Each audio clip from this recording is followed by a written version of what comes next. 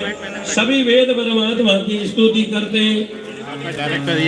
11 वर्ष 52 दिनों तक गोकुल में रहकर लीला कर ब्रजवासियों को परमानंद दिया।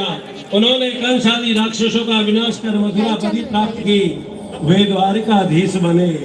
उन्होंने अनेक रानियों के साथ विवाह किया और जगत को ग्रस्त धर्म समझाया। कौरव पांडवों के युद्ध के निमित्त उपस्थित होकर भगवान ने अपना भार उतारा पृथ्वी का और अर्जुन और उद्धव को तत्व ज्ञान का उपदेश दिया। अंत में भगवान श्री कृष्ण गोलोक धाम पहुंचते हैं और दशम स्कंद में की समाप्ति श्री कृष्ण चरित्र का संक्षेप में वर्णन। दशम स्कंद में श्री कृष्ण के स्वरूप को बताया गया।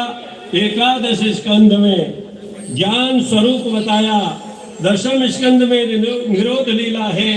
एकादश स्कंद में मुक्ति लीला है। प्रभु ने इस अध्याय में वैराग्य की लीला की। द्वारका सोने की, उसमें यादव रहते थे। यादव अति संपत्तिमान है, इसलिए अभिमान हो गया। अत्यंत सुखी हो गए। उनके पास बहुत संपत्ति थी। उनके सब प्रकार के सुख होने के कारण उनकी बुद्धि बिगड़ गई।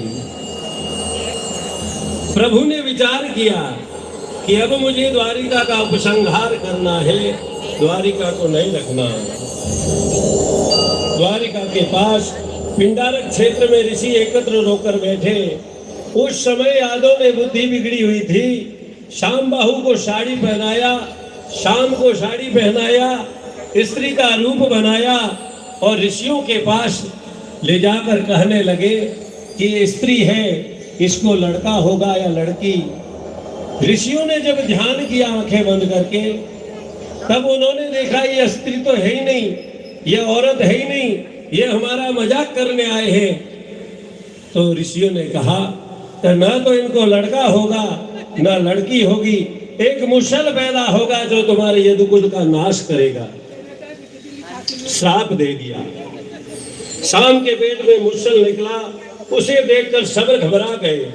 सबने सोचा कि यदि कृष्ण को ये बात मालूम पड़ेगी तो नाराज होंगे और सजा देंगे। इस डर से उन्होंने अपना पाप छिपाया। यादव अपना पाप छिपाते, भगवान तो सब जानते। उन्होंने कहा जो हुआ सो अच्छा हुआ। यादव मुसल उठाकर प्रभास में ले गए। वहां खूब घिसा। घिसते घिसते थोड़ा बचा, उसको समुद्र में फेंक दिया। एक दिन एक मछली ने वो खा गई। जरा नाम के शिकारी ने वो मछली मिली। उस मछली के पेट से लोहा निकला। जरा पारधी ने उस लोहे से बाण की अग्नि बनाई। जरा पारधी ने वो बाण श्री कृष्ण को मारा।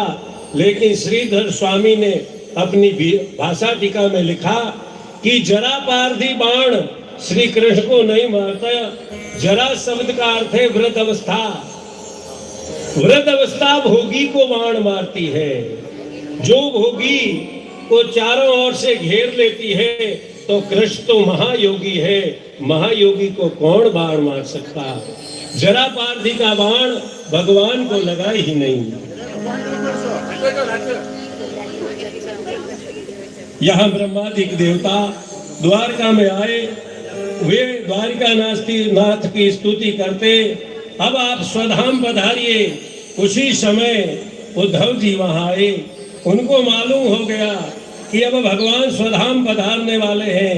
वे बार बार प्रभु के चरणों में वंदन करते और कहते कि मुझे अपने साथ ले चलिए। श्री कृष्ण कहते हे उद्धव, तू मुझे प्राणों से भी प्रिय है, किंतु नियम इजाजत नहीं देता। जीव संसार में अकेला आता है और जीव संसार से अकेला ही जाता है। मैं तुझे साथ नहीं ले जा सकता। उद्धव, अब तक तो मैंने तेरे पे कृपा की, किंतु अब तू मुझ पर कृपा कर। ईश्वर कृपा, संत कृपा, शास्त्र कृपा और चौथी आत्म कृपा। तू अपने आप का ध्यान कर। हे उद्धव, जीव अनेक बार पति हुआ, पत्नी हुआ, बालक हुआ, गोद में खेला, विवाह किया। पूर्व जन्म में बालक का समय कहाँ होंगे, पूर्व जन्म के माता पिता कहाँ होंगे। उद्धव, हे उद्धव, तू अपना उद्धार कर। हे उद्धव, देख रहा है कि तुझे जरा जो बिना दिखाई दे वह क्षण क्षण बदलता है। ये जगत सत्य नहीं है। परमात्मा सत्य है। जिस प्रकार प्रश्न मुझसे करता